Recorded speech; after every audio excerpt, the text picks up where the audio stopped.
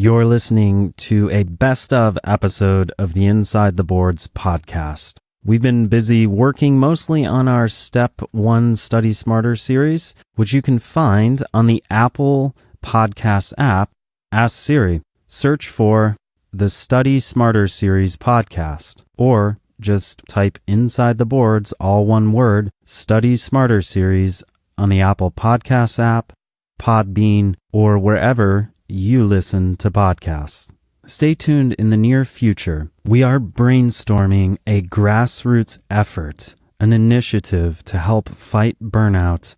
Here at Inside the Boards, our ultimate goal is to help you medical students lead better lives, to fight burnout, and to help you retain the idealism and the joy and satisfaction that comes from our responsibility and from serving patients. The sort of universal motivation for all of us who choose to become doctors. Thanks for listening, and we appreciate your support.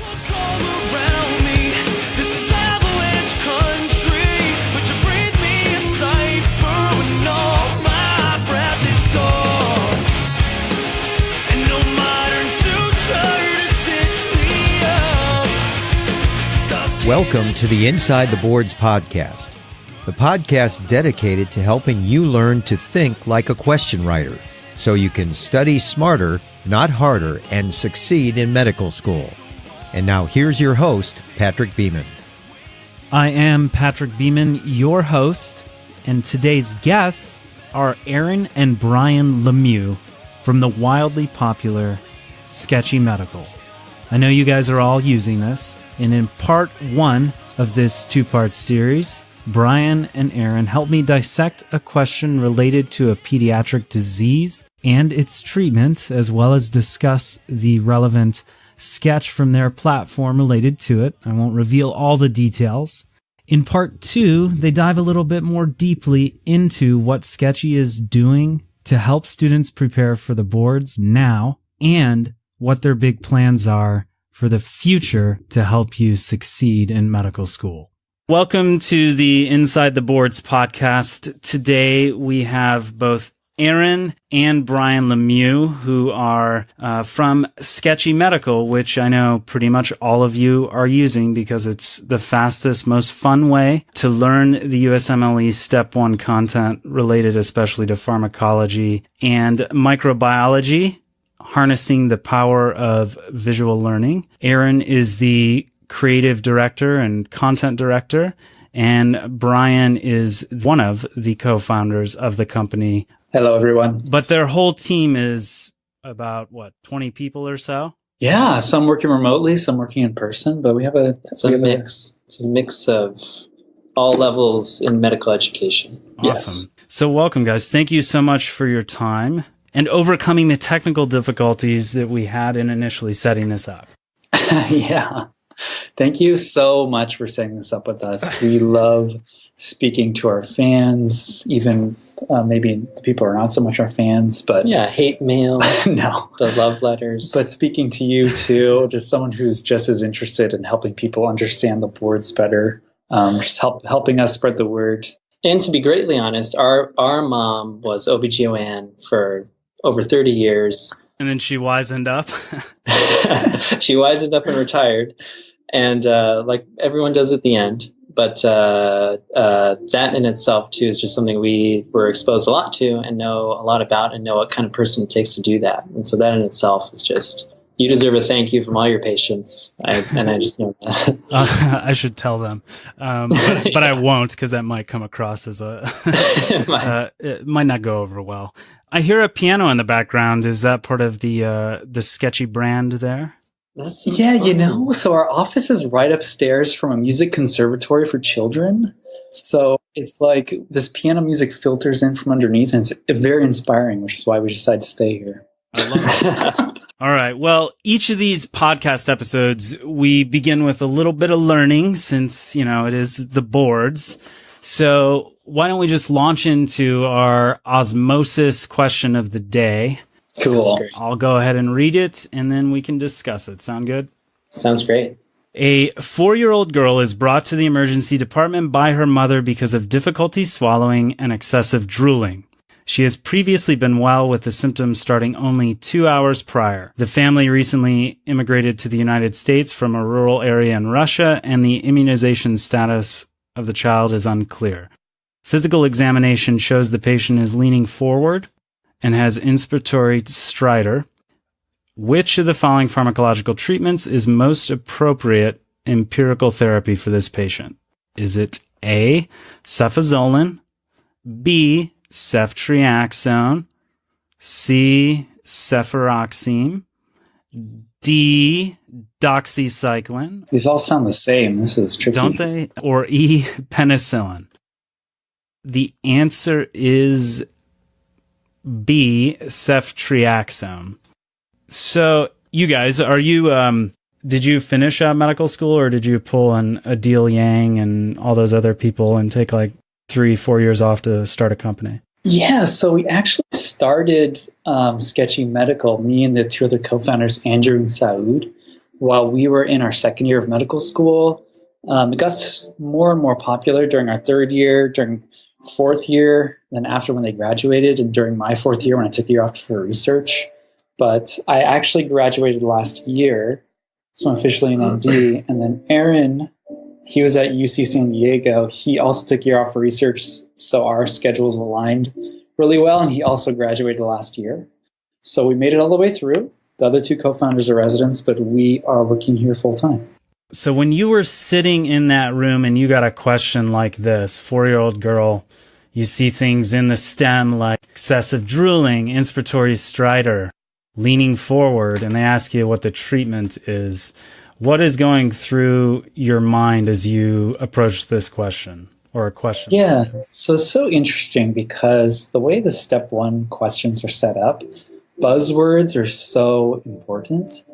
And the more you can familiarize yourself with the UWorld questions, which will eventually be what you see on the step one, the more you can do, the more buzzwords you'll and pattern recognition be able to have with the buzzwords.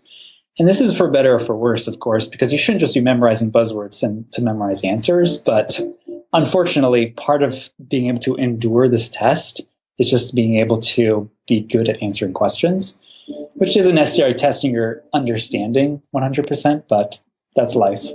So there are some major buzzwords that are thrown in here especially. One of them, which they wouldn't even give you on the test probably, is that their immunization status is unknown.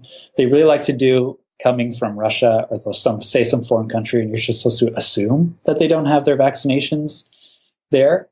So, immediately you should go back to whatever UWorld question or first aid page you have memorized and say, okay, which one's talking about vaccinations? And which one, what do you get vaccinated? What vaccinations do you get as a kid?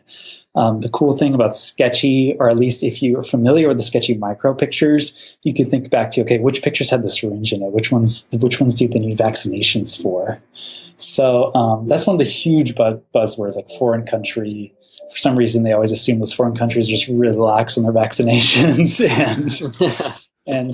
So, I still want to say, like, unfortunately, you just got to know the buzzwords.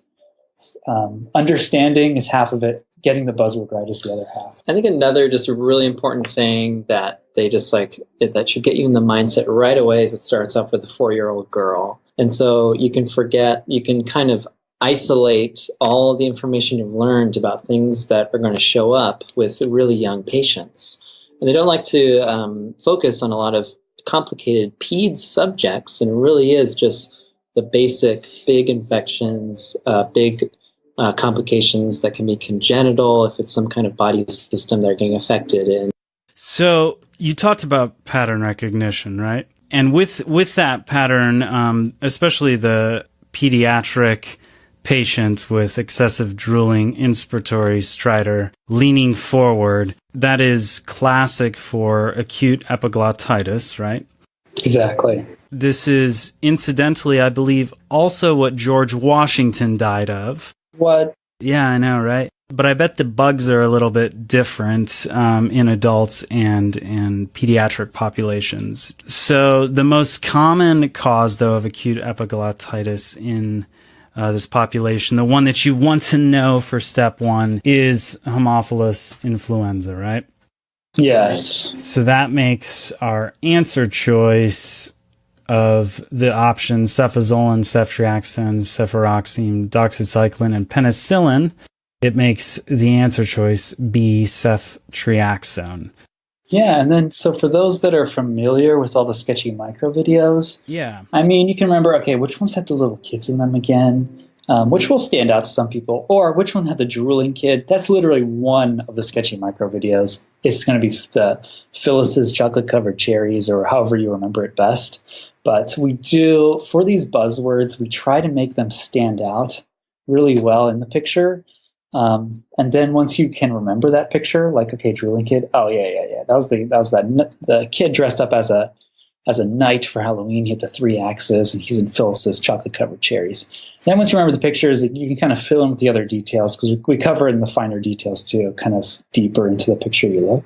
I know, since Sketchy is an audio-visual medium, it's much better to have a picture or a video related to this, but can you paint me a picture of the things that you guys put into the Haemophilus influenza? I mean, you mentioned a few here. Sketchy section to help people remember maybe the diseases it causes, the fact that it's a gram-negative organism, things of that nature.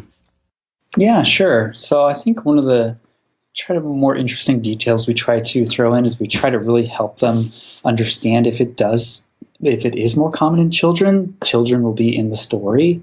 If it is more common in adults will be in the story. So when you think back to the Haemophilus influenza picture, it's all kids in there. I mean, there's an adult, but just the hand is sticking in. It's like the whole Charlie Brown thing. Where it's like exactly. Part of them is peeking in, but it's mostly kids. So it's all kids in this one. It's Halloween time, so it makes you think back to the diseases more prominently found in the pediatric population. We even have like a special meningitis helmet for the kids, and then the meningitis helmet for the adults is completely different. So we try to differentiate even between the symbols between the kids and adults. But there's a spaceman kid in this one with the classic pediatric meningitis helmet that we have recurring through the different sketches here. And then one of the kids, there's a cowboy kid that has a rifle for rifampin for close contacts, I think. Then there's the knight kid who has the 3 axes for ceftriaxone. We kept this one super simple. I mean, there are these various antibiotics you need to know, so we featured them very prominently by taking up the entire costume of each kid. What's great about using a visual medium is that it's kind of like using the little search bar tool at the top of your computer. Like in your brain, you're typing in, epiglottitis. And then you remember that symbol. You're like, okay, that was the kid who has the drooling, who's like kind of leaning forward. You can see he has the epiglottitis. And then it's like you click on it in your brain and the rest of the picture is just opened up to you. And you can already access all the information around the scene just by remembering that one single part of it. And we also like to use grouping when we design the pictures. So the things, because ceftriaxone is important for empirical treatment, the kid with the epiglottitis will have like the ceftriaxone on his back. And because like rifampin for close contacts, the kid who's in the left corner of the illustration, the kid who's in close contact with all those little H flu. Coxobacilli. So it's great for segmenting information together in important chunks. And instead of trying to remember, like fish through all of first aid and say, oh yeah, where was that again? You literally just get right to that sketch in your mind, and you're able to kind of like explore it for about 2 seconds and realize what else was around that one symbol. And so you can immediately move on to the next question. It really is for like a random, kind of like we're giving you extra RAM to use. It's like this random access memory, like, oh yeah, I just need that picture to think of right now. So you can immediately move on to the next question. Yeah, and so what I like about this is, I mean, you've probably heard of the concept of memory palaces, right? It's been around since the medieval times. So with the Haemophilus influenza sketch, you've got a memory chocolate-covered cherry candy shop palace, I guess.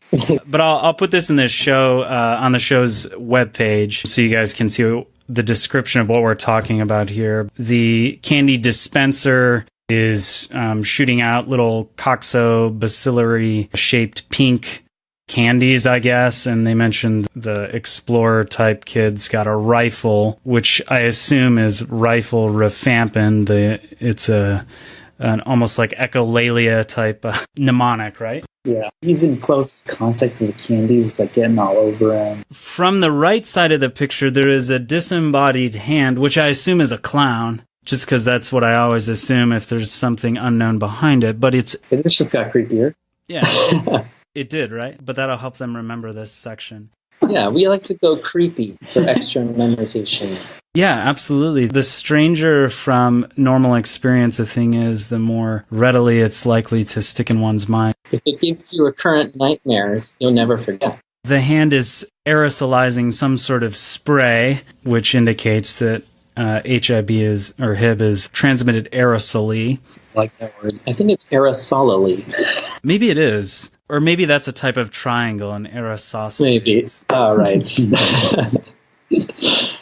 Although I was terrible at geometry because I was a philosophy major. But yeah, so this is great. This is, I think, a great instance of what you guys are doing with the platform, and probably why it seems like everybody's using it. My wife tells me, she's a psych resident, that when she asks people, hey, what do you guys use for step 1 study? They're like, well, UWorld, of course. I think everybody agrees on that. There's sort of a consensus there. Exactly.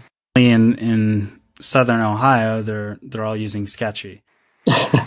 Only Southern Ohio. Yeah, it's weird. Certain counties. Yeah. At least. So what do you remember about HIB? The presentation, of course, inspiratory stridor, leaning forward, excessive drooling, PEDS patient, empirically treat with ceftriaxone, which is a 3rd-generation cephalosporin. I guess let's just leave it at that, because I want to kind of go through more about you guys for the few people in Northern Ohio who don't know what Sketchy is. Can I add one more thing to the question? Absolutely. So I think one important part of the question, just to throw in there, to sum it up, at the end is when they ask you the question. It's that one sentence where they're asking you, they're literally telling you which part of first aid you should be looking at to answer this question, or which Sketchy video you should be accessing in your brain. So they ended it with, what's the most important empirical therapy for this patient? Yeah. So with something like our Sketchy videos, you can go back to SketchyMicro and say, this is an infection question, necrotitis, what was the treatment there? Or with the farm course, it's saying, oh, okay, well, which farm video had the H-flu symbol in there? And you can go straight to it in your mind and then just immediately move on. So it's kind of like compartmentalizing facts for you in your mind. And it's similar if you don't use Sketchy, like if you just like to go through first aid over and over again. A lot of times the question should take you right back to that section that you spent so long memorizing. And it should just let you jump right back to the section. Oh, yeah, okay, well, this section showed this treatment for it, and you can immediately move on. Yeah. So it's like they're telling you which part of first aid you should jump to, or which Sketchy video, in other words. Let's say, to just stick with this one more second, what about some practical advice for somebody who is sitting there on test day and they're thinking maybe they have a little bit of an idea of what the answer is, but they're not able to do a cover the answers test, right? With all board style questions, you should be able to cover all the answer choices and come up with the correct one without having to look. And maybe you try that, you uncover the answers, you're like, oh man, it's one of these 3 or something like that. Do you think it is useful to think back to the rooms of memory that you've created by using Sketchy? Like think back, oh, I know this is Haemophilus influenza, and it was in that candy shop, and there was a guy standing next to this candy dispenser who had a rifle on his back. What sort of, I guess, memory hacks do you think using a product like Sketchy provides to a student? Yeah, so I mean, specifically to this question, it's pretty cool because you're like, God, it's in the candy store. Which one is it again? But then, we have symbols for each of these antibiotics, like cefazoline's a fez, ceftriaxone's 3-axis, ceftriaxone's a furious guy, doxycycline's a bicycle, penicillin's a pencil. You're like, well, that none of them really makes sense. And oh wait, there's Halloween. Oh yeah, the 3-axis are obviously going to be. I mean, there was a kid on a bicycle in there. So it's cool that way too. If you do have a picture that you remember for each, at least the specific symbol for each for each drug. And it's like, oh, the candy shop, was there a Fez in there? No. Were there 3 X's? Maybe. Is there a Furious guy? Actually, there is a Furious kid, so that gets a little confusing. But is there a kid on a bike? No. Is there a pencil? Nah. So that's helpful too. I mean, there's so many different ways to, if you're like stuck in the last minute to think about it. The other one is like, which one have I seen more? There are 3 axes in so many micro videos. I'm just going to go with the 3 axes. That treats so much stuff. Yeah. So, I mean, hopefully you can also remember like which symbol is the most common. It's like, I see those 3 axes all the time. Let's go with the subtraxon, that sort of thing. Yeah. So yeah, there's some interesting tactics you can use if you're running out of time for a section and let me just read the last sentence. It's asking for therapy for a drooling kid. I see 3 axes treating a lot of stuff. Let's do 3 axes. That's one way. Absolutely. Yeah. So do you, just curious, see 3 axes, a kid with 3 axes in your sleep? Yes. Yes. When I go to the doctor, and those are those nightmares I was bringing up earlier.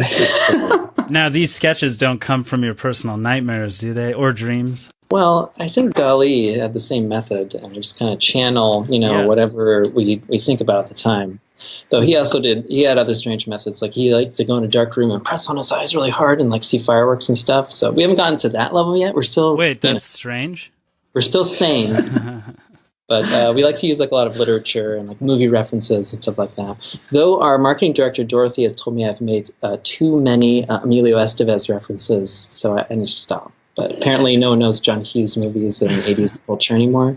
So I need to move on, apparently, and grow up to more modern references. But. This podcast is clean, but, there is one Salvador Dali story that I love, and that is... Actually, maybe I shouldn't have said I love it. I find it interesting. And that is, at one point in his life, he provided a sample into an envelope, addressed the envelope to his father, sent it to him with a note inside that said, "Paid in full." He had some daddy issues, I suppose, but that's just a bonus for you guys. I'm probably going to cut that out.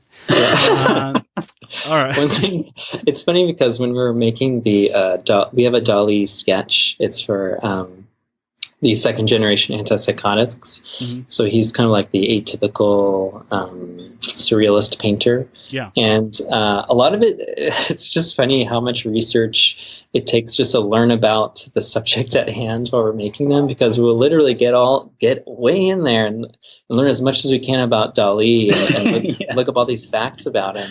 And just like sometimes we throw in the little references here and there just throughout, just for if anyone wants to pick up on them. Like, for example, we talk about them and their use in OCD.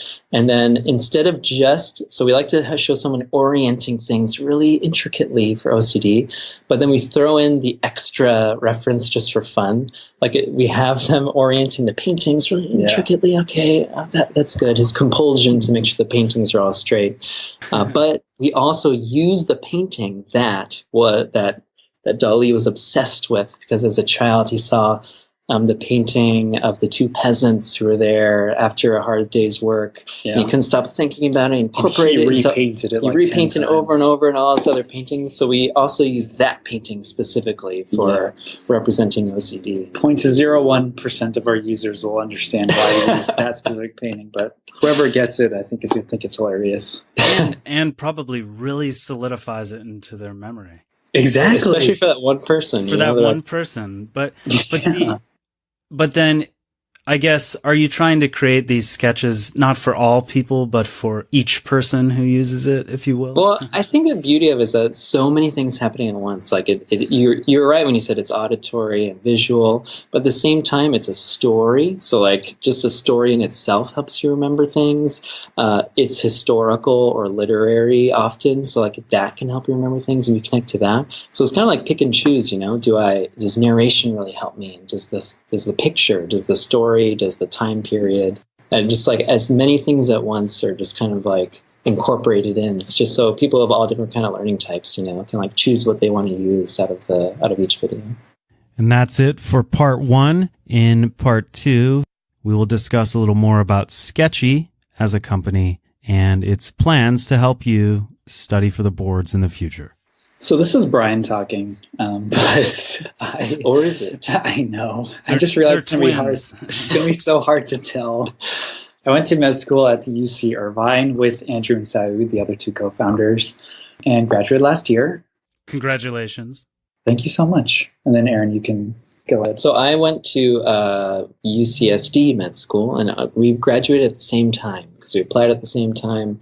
We almost went to the same med school, but we stayed kind of close to each other in Southern California, which is close enough. SD is San Diego for the out-of-state kids. UC San Diego. And then the short story of us graduating. You guys are born at the same time too, right? I was a little earlier, but it was actually a full 20 minutes, so they had like a subway break in between or something. I'm not sure what happened there. That's a long time. But the short story for us, really dedicating our lives to making this product really good and working on it every day, and delaying residency for now, or going to residency, is that our dream anyways was to open up a practice together. And this is like our little practice. Like we just recently opened up a physical location in Los Angeles, and we get to work with each other every day. And Brian might be thinking right now, like, oh, that was like the worst part of this job, was working with you. But it's kind of like my dream. That wasn't my dream. Exactly. But that was really a dream come true, is to be able to open up this practice in quotation marks with Brian and really help so many people just in a different way. Because we're just always so attracted to art and like literature. And we found ourselves in med school because we love science so much too. But to be able to use all of it, it's really been a dream come true. I think Brian also has like a better description for how the company started, which it's like humble roots of how the company started. Where was your epiphany moment that said, we need Sketchy in the world? Oh, yeah, there was definitely an epiphany moment. So it's probably like in Starbucks or something. Quest, really. There's this Starbucks right across from UCI where I think all good ideas are born, because Andrew and Saud had this idea of making the learning more accessible to the students, because textbook learning is really boring. PowerPoints have been the same as slides, have been the same as lectures and textbooks back to Socrates' time. It's time for something new and interesting. Socrates would have used Socrates did not write anything, though. But he would have used PowerPoint, let's face it. I mean, he could have used papyrus, but he didn't. No, he didn't. But he definitely gave lectures. I'm sure it's just like your microbiology lecture that you just had yesterday, to whoever's listening. Anyways, so making this idea, the information more accessible visually. And then I was a closet artist, secretly maybe wanted to be a professional artist or animator or something. So I already loved covering my notes in drawings and turning my notes into these scenes and stories.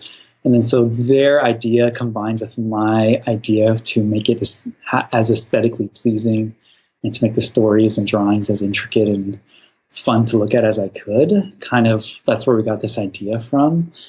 So together we made a few videos, put them on YouTube, but the response we got on YouTube, it was Salmonella and Proteus and Klebsiella. Those were the first three, which I actually drew all by hand myself, which took forever. It was like all Christmas break. Are those your favorite bacteria? You know, those are the ones I don't know. Which one would you want the most? It was very stressful. I spent a lot of time on them. I don't know if they're my favorite. Sorry, you put them on YouTube. The response was great, and then people were saying, oh, if you made a course, like I'd be very interested. And just the positive feedback and advice we got from others like really inspired us to be like, hey, like all these students we're reaching just with these 3 videos, I almost feel more of a creative outlet and more of an impact than just sitting in class all day. So it really inspired us to set aside time every day to work on these videos and actually put them up on a website. And then at first for free, and then people would access them. They got the same amount of feedback, sort of tweaked it until we could actually get an entire course up there and start getting subscribers to fund our other operations, and just kind of grew from there. But yeah, it was those initial reaction we got from those YouTube videos, which really inspired us. There's sometimes an overly positive reaction. Like, hey, I will murder this man to, what do you need done? For 15 more videos? Yeah, They got a little too excited. I did anything too. I graduated instead of going to residency for now, decided to work in it full time. But it's been as inspiring with all the feedback we continue to get with our 2 full courses we have out now. So yeah, I think the epiphany moment was those first YouTube videos. Was definitely the feedback from people around the world is really what gets us into the office every day to keep doing what we're doing. It literally is how this feedback is telling us, and how do we make our product even better?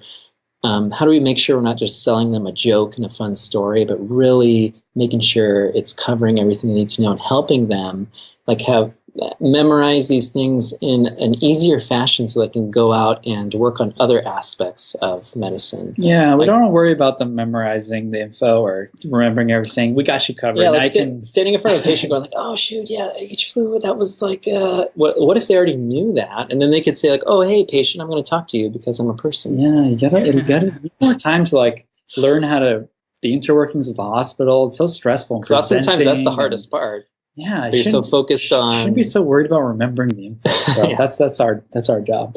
We're there for you guys. Yeah, leave it to us instead. It's awesome. So, what year did you guys actually launch as a company? So yeah, I'm trying to remember because it was it was 2013. So the company itself was people just coming back from class, studying for step one and sitting there and thinking of ideas first. Yeah.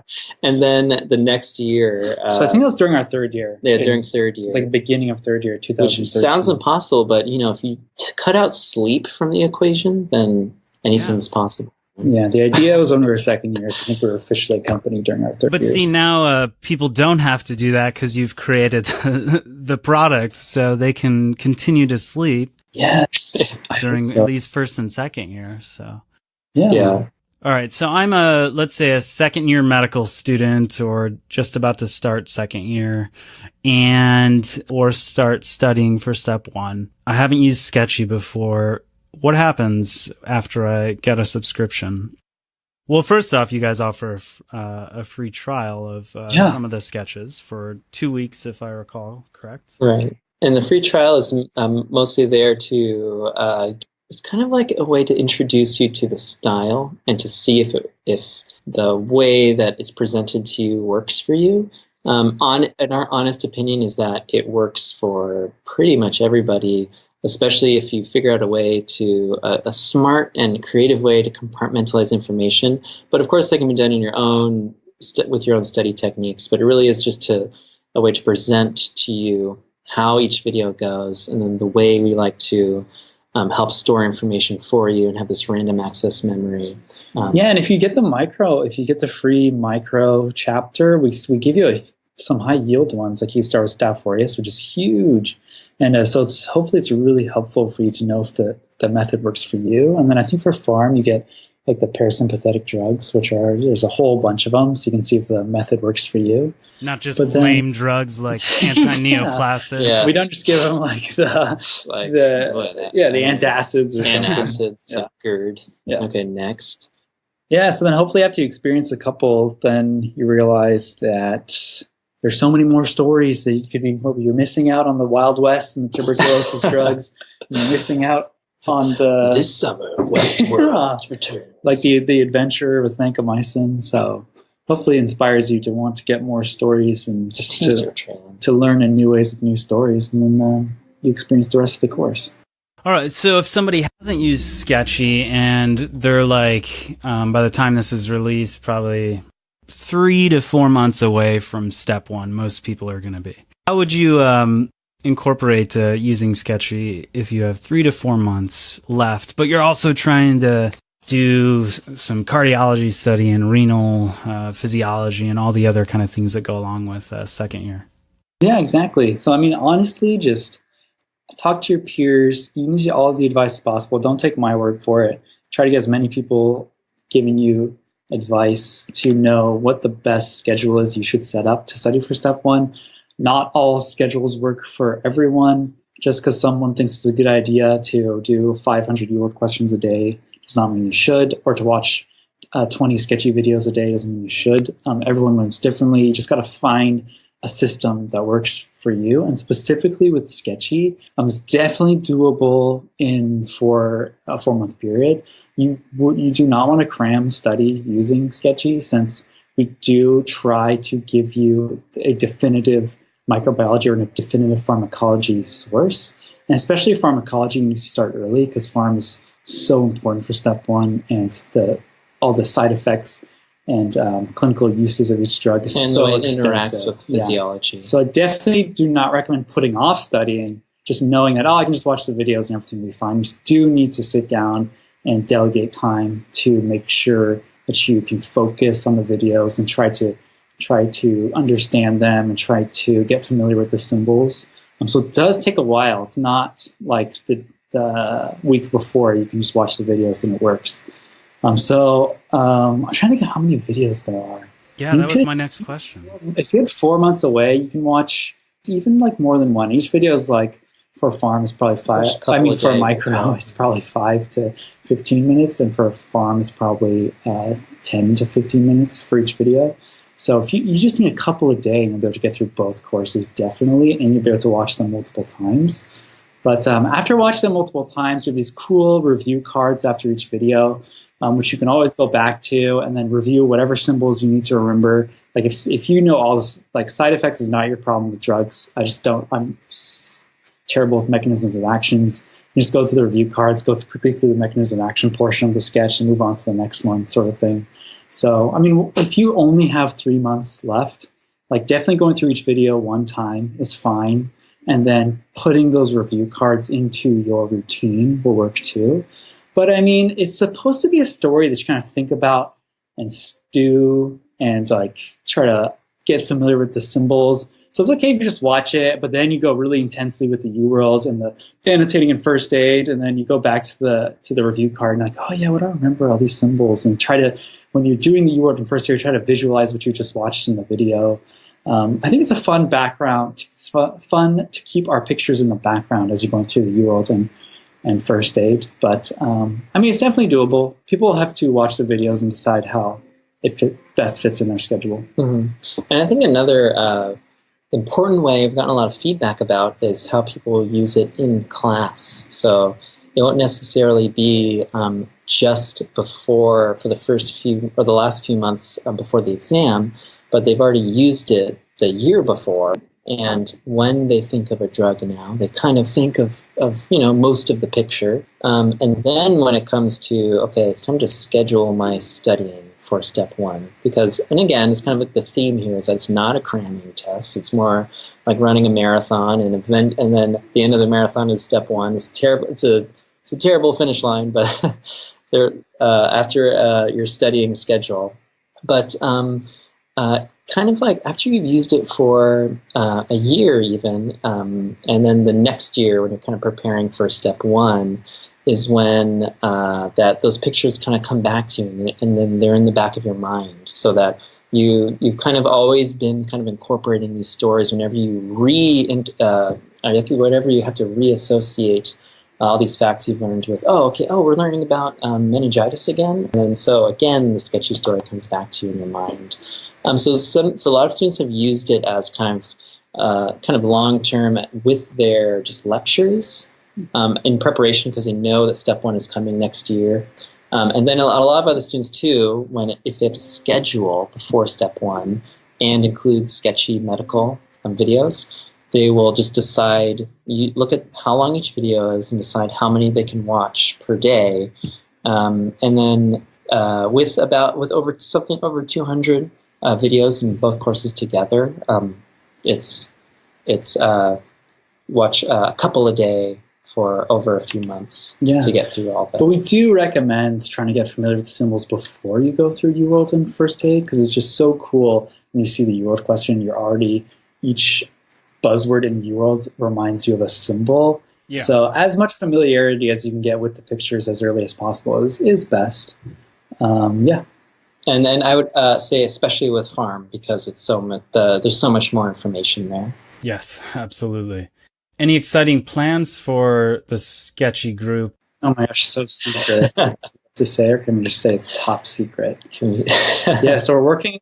No, you should give us an exclusive. I know, exclusive. But can I just whisper, say to lean really close to their speakers to hear? So we are making a pathology course soon. Yeah. And then we are working on other courses as well that we will announce when it comes closer to their completion. But the potential is endless. We get a lot of feedback from students asking for very specific courses, and we do hear everyone's feedback, and everything is possible. We love the feedback. We like, yeah. Where can they send feedback? So they can send feedback to info. Or hate mail. Yeah, info@SketchyMedical.com. Then, well, that's where we send you the info. But we also look at the Facebook page. We look at the Instagram page. And oftentimes we and the other person who works in our office with us, Dorothy, will look at it all together and look at all the feedback that's coming in. We do that every day. Yeah, but we've heard a lot of people clamoring for this path subject. It's a big one. Yeah, we love working on it because it's just going so well, and turning chunks of pathophysiology into stories is just the natural progression too from what we've done so far. But there's a lot of stuff in the works. Yeah, you guys would be really excited when you hear about it. I can tell he sounds excited. Look at him. It's like, I mean, sweating a little bit. I am. I'm just like bursting with joy to learn more. All right. So last question, because I don't want to take too much more of your time, and this is directed towards Aaron, but who said, "I don't do drugs, I am drugs"? You know, Salvador Dali has said many crazy things in his life, and I wouldn't put it past him to say that one as well. I pulled this from the splash screen for the neuropsych portion of your platform, so that's sort of cheating. But yeah, he's our idol. Yeah. Well, thank you so much for your time, guys. I appreciate it. Yeah, thank you so much, Patrick. Thank you once again. We really, really enjoy talking with just other people who are interested in helping students with the step one. It's kind of like our life goal now that we decided to do this. And we wish you the best of luck with this podcast, and hopefully we can help each other just get the word out that step one isn't as bad as it has to be. There are people out there to help. Losing sleep, just like every time they hear it, they start sweating and their heart rate goes up. Yeah, but that's okay because our heart rate goes up too. Just trying to think of new ways to help you guys. So it's been an honor to speak with you. Thank you so much for allowing us to speak with you today. Thank you for your service. Thank you for actually being a doctor still and working really, really hard every day to treat patients as well as help out the students with the podcast. So you are a appreciate that. Yeah, definitely a superhero.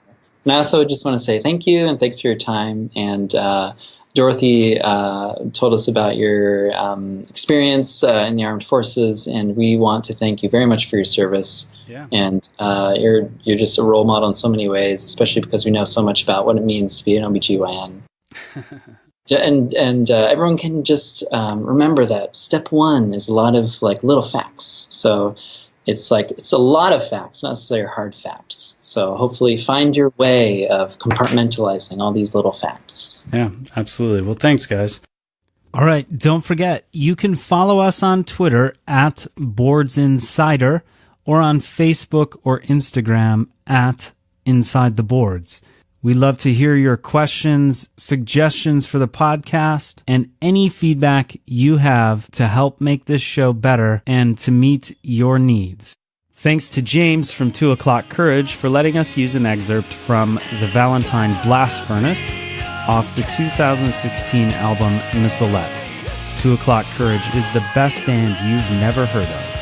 You can listen to their music on Spotify and follow them on Twitter at 2 O'Clock Courage. That's at the number 2 O'Clock Courage. Thanks, guys, for letting us use the song. We really appreciate it. Inside the Boards is in no way affiliated with the United States Medical Licensing Examination, Comprehensive Osteopathic Medical License Examination, National Board of Medical Examiners, the National Council of State Boards of Nursing, National Board of Osteopathic Medical Examiners, or any other licensing or examination body. All exam names and other trademarks are the property of the respective trademark owners. Content discussed during the program is the property of Inside the Boards or the attributed trademark owner and may not be reproduced without permission from the appropriate entity. Inside the Boards fully adheres to the respective policies on irregular behavior outlined by the aforementioned credentialing bodies.